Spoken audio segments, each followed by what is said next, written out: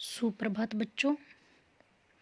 आज हम कक्षा 8 विषय हिंदी में वसंत भाग 3 का 17वां अध्याय पढ़ेंगे, जिसे लिखा है निर्मल वर्मा ने, और इसका शीर्षक है बाज और सांप।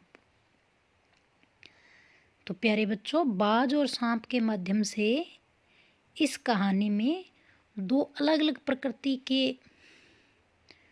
पात्रों के बारे में बताया है। उसी तरह क्या होता है जीवन में भी, क्या होता है, दो प्रकार के लोग होते हैं। तो बाज को इसमें कैसा दिखाया है? संतुष्ट, वीर, साहसी। और सांप को कैसा दिखाया है? संतुष्ट है, डरपोक है, और जहाँ रहता है अपने आप को सुरक्षित समझता है। तो आइए, यह एक कहानी है, इसे देखते हैं। बाज और सांप। समुद्र के किनारे ऊंचे पर्वत के अंधेरी गुफा में एक सांप रहता था। समुद्र की तूफानी लहरें धूप में चमकती, झिलमिलाती और दिन भर पर्वत की चट्टानों से टकराती रहती थी। सांप कहाँ रहता था बच्चों? समुद्र के किनारे पर एक गुफा थी, अंधेरी गुफा जिसमें अंधेरा था, उसमें रहता था। पर्वत की अंधेरी घाटियों में एक नदी भी बहती थी। अपने रास्ते पर बिखरे पत्थरों को तोड़ती, शोर मचाती हुई यह नदी बड़े जोर से समुद्र की ओर लपकती जाती थी। जिस जगह पर नदी और समुद्र का मिलाप होता था, वहाँ लहरें दूध के झाग सी सफ़ेद दिखाई देती थी, क्योंकि नदी और पानी के, समुद्र के उस वेग से क्या होता था, पानी में झाग उठते थे दूध जैसे सफ़ेद। अपनी गुफा में बैठा हुआ सांप सब कुछ देखा करता। लहरों का गर्जन, आकाश में छिपती हुई पहाड़ियाँ, टेढ़ी मेढ़ी बल खाती हुई नदी की गुस्से से भरी आवाज़ें। गुस्से से भरी आवाज़ें यानी नदी टेढ़ी मेढ़ी, पानी उसका चलता, और गुस्से से भरी, उसका पानी क्या करता? आवाज़ करता। वह मन ही मन खुश होता था। देखो किस बात पे खुश होता था? किस गर्जन तर्जन के होते हुए भी वह सुखी और सुरक्षित है, कोई उसे दुख नहीं दे सकता है। सबसे अलग, सबसे दूर, वह अपनी गुफा का स्वामी है, अपनी गुफा का मालिक है। न किसी से लेना, न किसी से देना।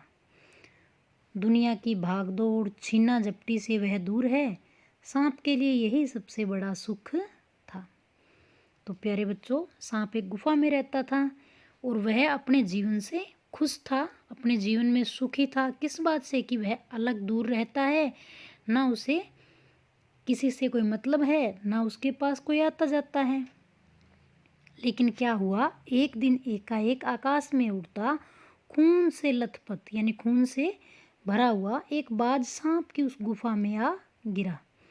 उसकी छाती पर कितने ही जख्मों के निशान थे, पंख खून से सने थे यानी भरे हुए थे। वह अधमरा सा जोर जोर से हाँफ रहा था। जमीन पर गिरते ही उसने एक दर्द भरी चीख मारी और पंखों को फड़फड़ाता हुआ धरती पर लौटने लगा। क्यों लौटने लगा बच्चों धरती पर? क्योंकि वह, उसके चोट लगी हुई थी और वह दर्द में था।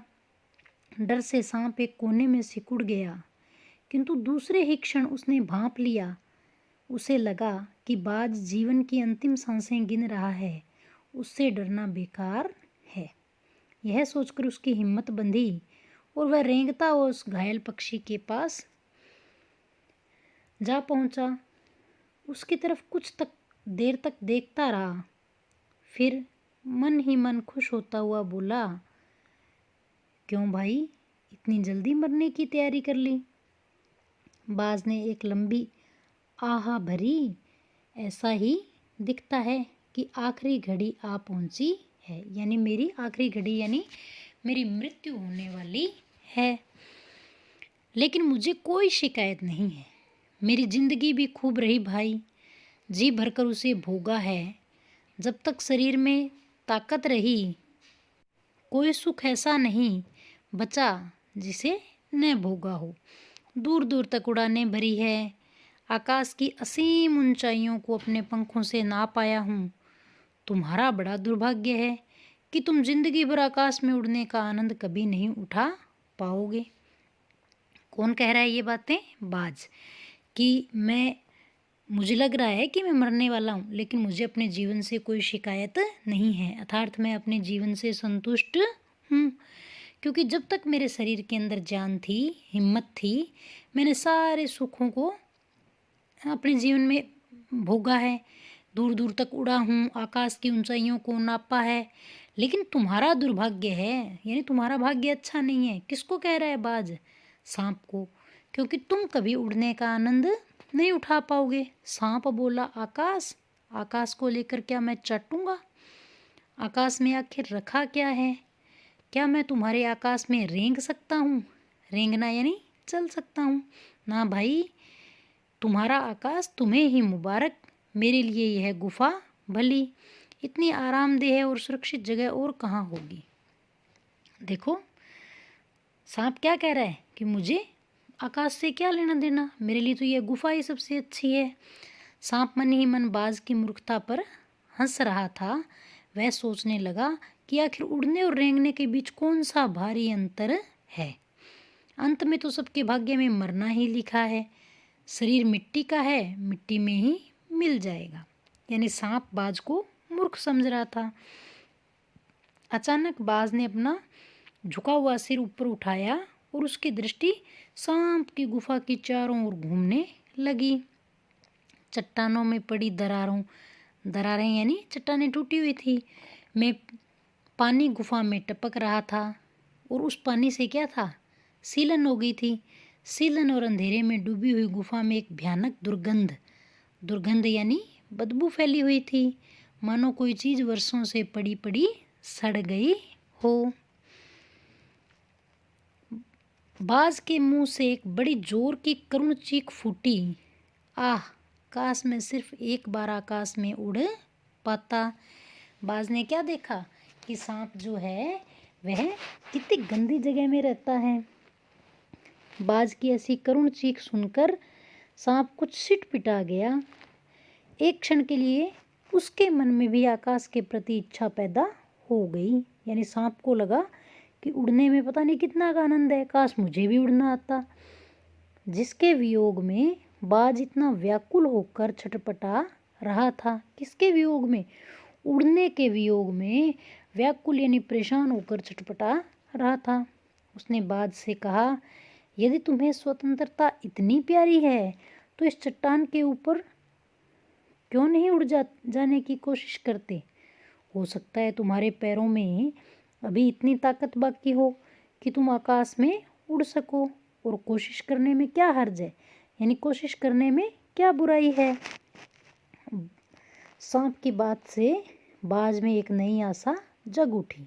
यानी बाज को लगा कि मैं अभी भी उड़ सकता हूँ, और वह दूने उत्साह से अपने घायल शरीर को घसीटता हुआ चट्टान के किनारे तक खींच लाया, और खुले आकाश को देखकर उसकी आंखें चमक उठी। उसने एक गहरी लंबी सांस ली और अपने पंख फैलाकर हवा में कूद पड़ा। किंतु उसके पंख टूटे हुए थे बच्चों, और टूटे हुए पंखों में इतनी शक्ति नहीं थी कि उसके शरीर का बोझ संभाल सके। पत्थर सा उसका शरीर लुढ़कता हुआ नदी में जा गिरा। एक लहर ने उठकर उसके पंखों पर जमे खून को धो दिया। उसके थके मांदे शरीर को सफ़ेद फेन ने ढक लिया। सफ़ेद फेन यानी पानी के जो झाग होते हैं ना, उन्होंने। फिर अपनी गोद में समेटकर उसे अपने साथ सागर की ओर ले चली। यानी बाज मर चुका था और पानी उसे अपने साथ बहाकर ले गया। लहरें चट्टानों पर सिर धुनने लगी। यानी लहरें चट्टानों पर, पानी की जो लहरें थी वो चट्टानों से आकर टकरा रही थी। कैसे? मानो बाज की मृत्यु पर आंसू बहा रही हों। धीरे धीरे समुद्र के असीम विस्तार में बाज आंखों से ओझल हो गया। आंखों से ओझल होना यानी दिखाई नहीं देना। चट्टान की खोखल में बैठा हुआ सांप बड़ी देर तक बाज की मृत्यु और आकाश में उसके प्रेम के विषय में सोचता रहा। आकाश की असीम शून्यता में क्या ऐसा आकर्षण छिपा है जिसके लिए बाज ने अपने प्राण गंवा दिए? कौन सोच रहा है? सांप। क्या सोच रहा है कि आकाश में ऐसा क्या है जिसके लिए बाज ने अपने प्राण ही त्याग दिए? वह खुद तो मर गया, लेकिन मेरे दिल का चैन अपने साथ ले गया। न जाने आकाश में क्या खजाना रखा है। एक बार तो मैं भी वहां जाकर उसके रहस्य का पता लगाऊंगा, चाहे कुछ देर के लिए ही हो।